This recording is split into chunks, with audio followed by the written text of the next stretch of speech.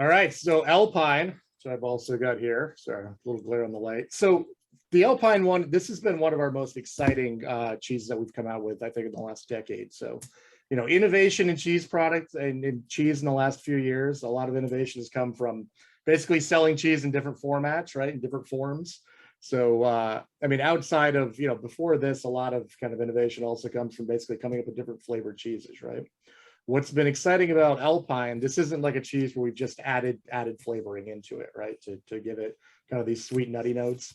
So we worked with some of our culture specialists to basically develop a recipe that took us, quite a few years to basically from the ground up. So this cheese, the cultures within the cheese actually produce a lot of these like new kind of sweet and nutty notes to it. So, it's got it's a pretty unique cheese where it does have a lot of the same characteristics of a cheddar, right? So it'll have kind of a lot of that acidity to the flavor, a little bit of bitterness to it, the same kind of body as a cheddar has. But then it has a lot of similar characteristics, like I think a lot of the same nuttiness you might find in the Gouda, or some of that kind of like sweetness that you might find in a Parmesan. So again, it's a pretty unique cheese. So I'm interested to hear what you've come up with some of your pairing recommendations for it. And I will say, when I do cheese demos, when I go to grocery stores or fairs or events, and I'm sampling out a range of cheeses, so usually it's like a seriously sharp, and we might have like a vintage, and then we have the Alpine, and every time when like they don't think anything of the names of the cheese when they're trying it, because most people, it's free cheese, they're excited, whatever.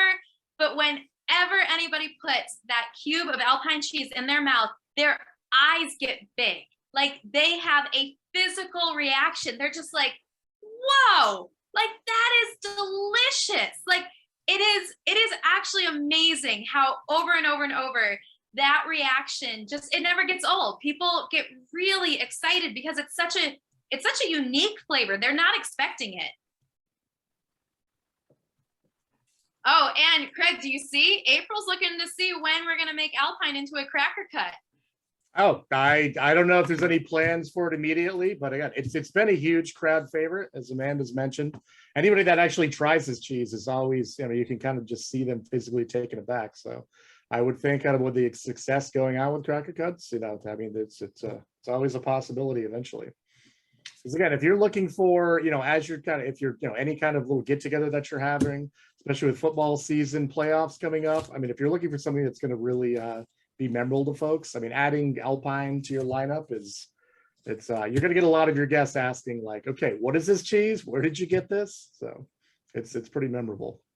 Pairing wise, what I did was, well, first off, I think that this is a fabulous cheese. I really love the characteristic flavors. I love that it has that Parmesan-ish flavor to it. To me, there's a little bit of a nuttiness that's in there that just really brings out some nice comforting flavors. As a matter of fact, I thought about this as in a fondue because it has all those nice flavors, and I think that it would be really good as well. So beer wise, I picked a wheat beer or, similar. Blue Moon, they're Belgian white. And I wanted something that didn't really have a lot of hoppiness, but it will blend in really, really well. Kind of bring out a little bit more of the wheat flavors of the beer. And I'm pairing it up with a peach ginger. And I thought that the sweetness of the peach and then a little hint of the heat from a ginger should work really well. And then as a biscuit, I have the Effies, and I'm using the corn. I really like the simpleness of it. I also like the oat cakes. I think that either one work really well, but I really like the flavors that brings, and having all these together, it works out, really fun. So that's my pairing. What do you guys usually do? I like the idea with a little touch of ginger on there. That's great. You want to start them off, Amanda? Well, yeah. So I'm a little bit nervous because I'm with like two professionals here. So I honestly it's supposed to be approachable. It's not supposed to be nerve-wracking.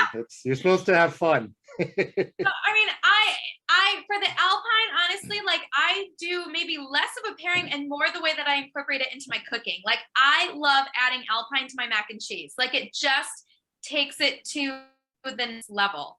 And I mean, that's my go-to so that I can make my mac and cheese better than like other people's mac and cheese. But yeah, let's see. I don't have a beverage selection. Like I appreciate the Blue Moon recommendation because I admittedly am pretty bad at figuring out what drinks to add with my cheese. Craig, let me hear. What do you got? So with Alpine, I mean, I kind of, part of it when I'm serving it, I like to keep it a little bit simple. So I kind of like just playing off of the sweetness that's already going on with it. So I think a lot of times just straight up pairing it with other fresh fruits, right? Kind of light flavored ones, apples, I think tend to work out pretty well with it. For beverage pairings, I mean, I think it actually works really well with ciders, right? So you're not competing with any kind of that bitterness of a lot of other beers. If you're going with a pairing theory of trying to, maybe like versus like and like, I think, either kind of like either a sweeter white, kind of like some of the, some of the Rieslings out there that are a little bit more sweet, or again, so I think ciders tend to work really well with this. And I was looking at some of the Cabot on the website. There's pairings and they have it by spreads or by charcuterie or by chocolate. But I was really intrigued by the Alpine paired with thyme. Like if you're doing herb blends, I love thyme. So like to find a way to like justify using it more, like that's okay with me. Yeah, that's a great idea. Well, I thought about pairing it up with one of the rosemary flatbreads as well, because the rosemary in that would work really well. But it has enough of structure that I don't want to interfere with it. It doesn't need to have that. I think the sweetness of the peach and a little heat from the ginger kind of brings out a little bit more of the buttery flavors. And of course, brings out a little more oomph in the cheese. So, that's a kind of direction that I went. I actually have in my book, which is Beer Cheese Stories, 300 pairings. And one of the pairings is with the Alpine cheese. Oh, perfect. Yeah, that's excellent. Because I've enjoyed that for a long time.